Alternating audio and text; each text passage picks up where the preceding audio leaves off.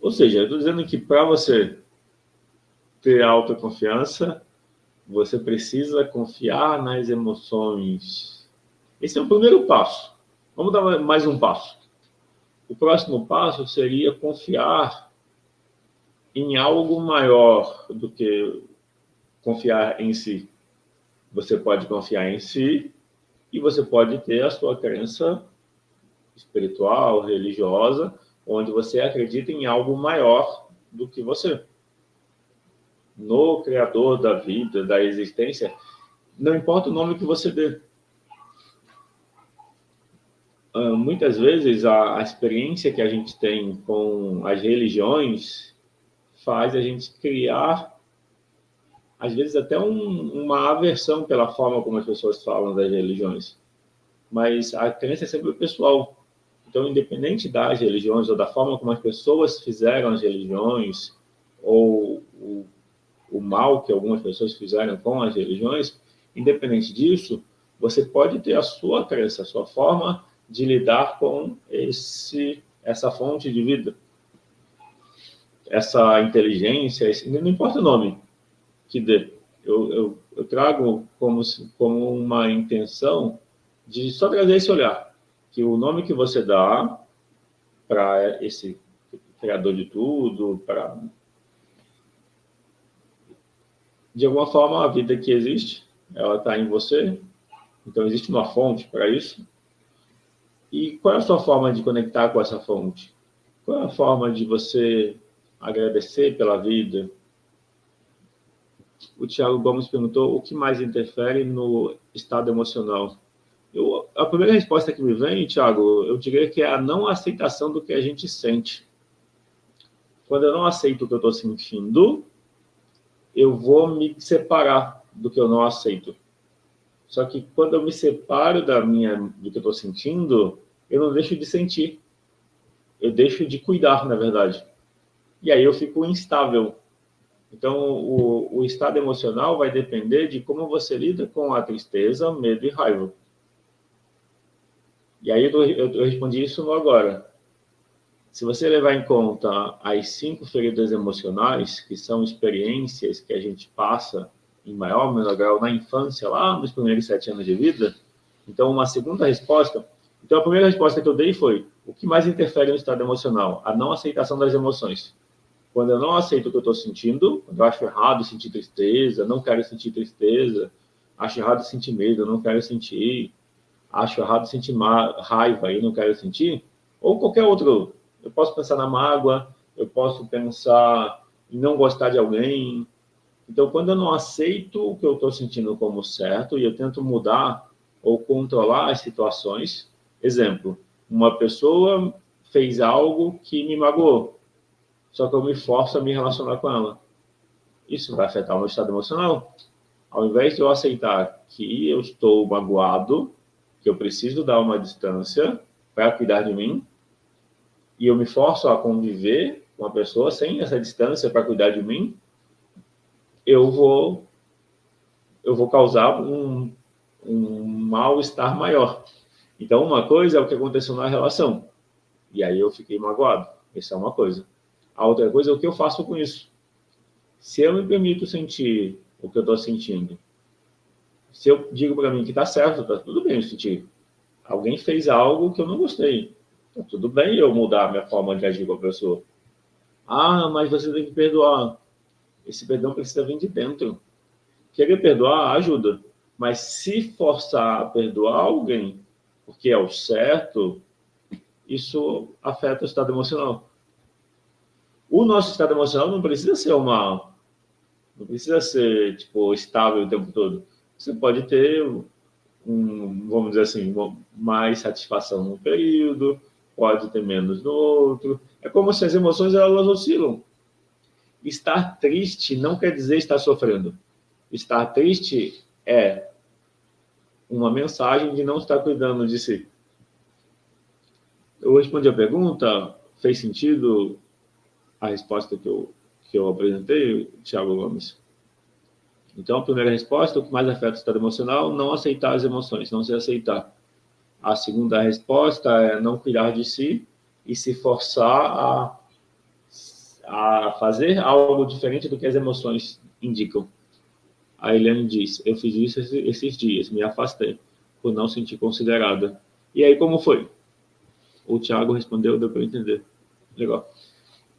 Então, é boa essa pergunta. O que afeta as nossas emoções? A essência, a situação mais básica é essa. O que afeta as nossas emoções é a gente não aceitar elas como certas. O que eu não aceito, eu não consigo lidar. E aí eu me afasto do que eu estou sentindo, só que eu continuo sentindo. Então eu não cuido. Então, não aceitar o que a gente está sentindo afeta o nosso estado emocional. Não cuidar de si, porque se eu não aceito, eu não posso cuidar de mim. Basicamente, a essência é que essa minha resposta é a raiz, assim, é o essencial do essencial. É possível desdobrar isso em outras coisas. Mas se você quer melhorar a relação com as emoções, é entender que elas são certas, conversar positivamente com elas, dar acolhimento. A Eliane escreveu, atestei justamente para cuidar de mim. Isso mesmo. Afastou, né? Se afastou para cuidar de si. E como foi? Já conseguiu perceber uma melhora na relação consigo mesma? Porque o mais importante é perceber que é necessário se afastar. Até para mostrar para a pessoa que você não gostou do que aconteceu. E aí talvez a pessoa ajuste e tenha mais consideração na próxima vez, é uma possibilidade. Mas o mais importante é o cuidar de si. É se afastar para cuidar de si. Depois você se aproxima quando você quiser. A Babi escreveu, a pessoa se afasta e eu me afasto. Aí a pessoa me culpa e eu me sinto mal. Então, é importante nesse sentir mal, o importante, Babi, nesse sentir mal, é que esse sentir mal é a tristeza. Então, quando você se sentir mal, lembra que esse sentir mal é a própria tristeza. A pessoa culpa você já sabendo que tem a tristeza aí dentro e você não está cuidando dela. Quando alguém te culpa e você se sente mal, significa que a tristeza já está dentro de você. Culpa é tristeza. Quando alguém te culpa, isso faz você entrar em contato com a tristeza. Então, se a pessoa te culpa, você já tem uma pista, uma evidência de que a tristeza já está aí dentro. A pessoa te culpa porque ela sabe que tem tristeza. E aí ela quer influenciar o seu comportamento usando a culpa. Se você ceder para não sentir culpa, você piora a relação com você mesma. O que eu quero dizer é, quando você estiver sentindo culpa, conversa com você. Pergunta para você, qual a minha responsabilidade? Qual a minha parte disso? Foca na responsabilidade. Isso ajuda a lidar com a culpa. O segundo passo que ajuda a lidar com a culpa é você entender que existe uma tristeza por trás da culpa. Então, o caminho é cuidar da culpa. Tudo isso... Quer ver? Olha o exemplo, aproveitando que o Thiago Gomes perguntou. Pegando o exemplo da Babi. A pessoa se afasta, ela se afasta, a pessoa culpa ela. Se ela não aceitar o que ela está sentindo, é que nesse caso a culpa é tristeza. Eu preciso aceitar a tristeza. Se a Babi ignora o que ela está sentindo, ela se força a se aproximar da pessoa para não sentir a culpa, ela não está aceitando a tristeza. A culpa é tristeza. Ceder ao que alguém quer que você faça por culpa, fazer isso é não cuidar de si. Quando a culpa aparece, na verdade cuida de mim. É o eu emocional falando para mim, cuida de mim. Se eu me forço a me aproximar ou me forço a fazer algo para não sentir culpa, eu estou fugindo de cuidar de mim. Normalmente as coisas dão errado. Tudo que a gente faz para não sentir culpa, eu sei que é uma generalização forte, mas na minha vida, às vezes em que eu fiz algo para não sentir culpa, eu me arrependi. Tive um efeito pior. Era melhor ter aceitado a culpa, ter digerido a tristeza por trás da culpa, do que ter cedido. Então, normalmente as pessoas usam a culpa para controlar os outros. A vitimização é isso. A pessoa que se vitimiza, ela tenta fazer você se sentir culpado para você mudar o jeito com ela. Ela não se sente responsável pelo que ela faz. Vou repetir. A vitimização é um sabotador. A vitimização é um dos 10 sabotadores. A gente se sabota e sabota as relações quando a gente se coloca como vítima. A vítima não reconhece a parte dela no problema. Ela quer culpar o outro no problema. Quando você cai nessa armadilha de não fazer o que você acha certo, o que o seu sentimento acha certo, porque alguém vai te culpar ou você vai se culpar, você está deixando de cuidar de você. A sua autoconfiança vai cair. Se já não tiver baixa, mas pode ser mais baixa ainda. Então, quando sentir culpa, a Eliane, sim, estou bem com isso. A Bárbara, me sinto manipulada. É isso. Aproveita o sentir manipulada e cuida da tristeza por trás da culpa. A Eliane escreveu: antes eu me doava muito, agora só vou até onde dá. Isso mesmo. Respeitar os meus limites, é importante. No caso, a pessoa me culpa. Então, a pessoa te culpa, ela quer que você se sinta responsável por algo que ela criou ou participou. A questão é você cuidar da tristeza por trás dessa culpa. Se você cuidar de você, cuidar dessa tristeza por trás da culpa, a culpa que ela tenta colocar em você não vai pegar. Só pega porque tem uma tristeza. Mas ela que se afasta. Eu me afasto para não sentir a dor da rejeição. Então, a dor da rejeição é algo para você cuidar.